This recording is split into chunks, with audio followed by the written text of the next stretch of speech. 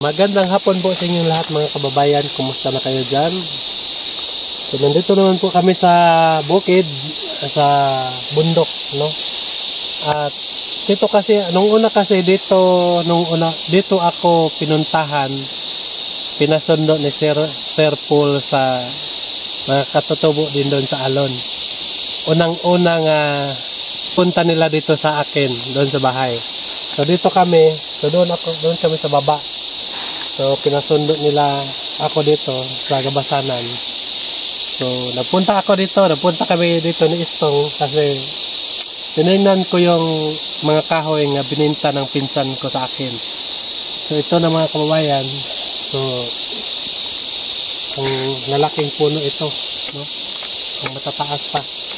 So, tingnan namin kung ilan yung malaking puno. So, para po ay makita at sa paggawa ng bahay, so meron agad magkunin ng kahoy. So, lalo na si Istong, no? Nagkailangan pa din siya ng kahoy para sa kanyang bahay. At ako rin, no? Yung mama ko at saka yung mama ko na asawa ng papa ko, meron pa din kailangan. So, puntahan ko ito at tingnan ko kung saan ang mas magandang putulin na puno para po ay matapos agad ang mga bahay nga gagawa din.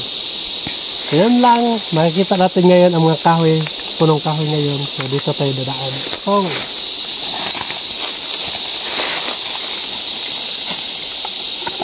Malabas.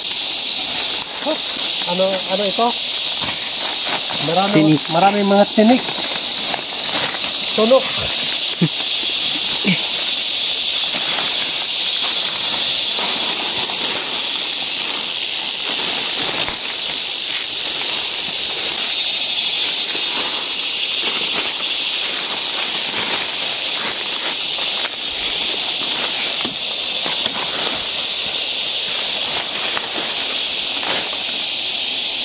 May malaki pa mga kababayan na puno na ito, malaki rin ito nga kahoy.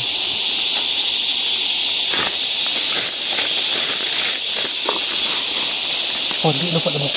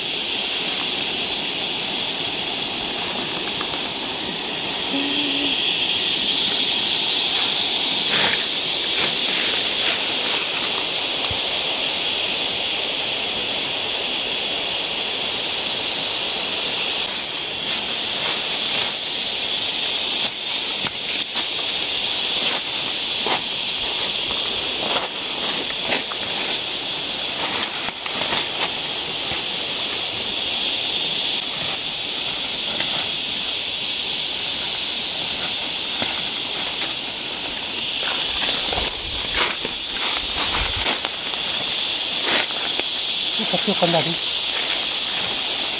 Tuwe. Bakaw, parang.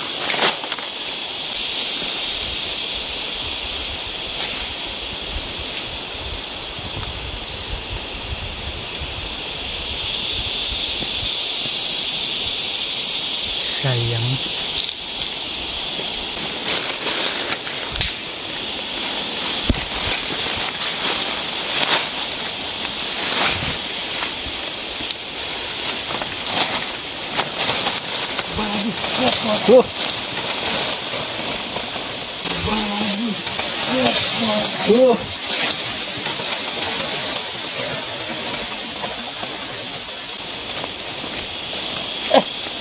Nagre na uod ang isa.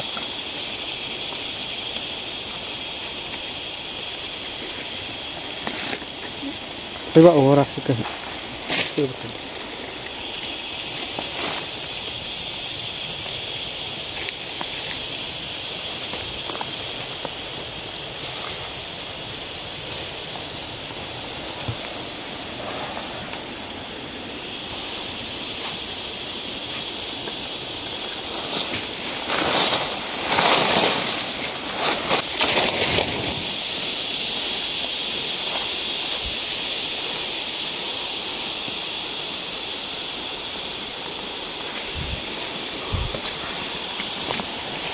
Dah, kau mas form, was ka.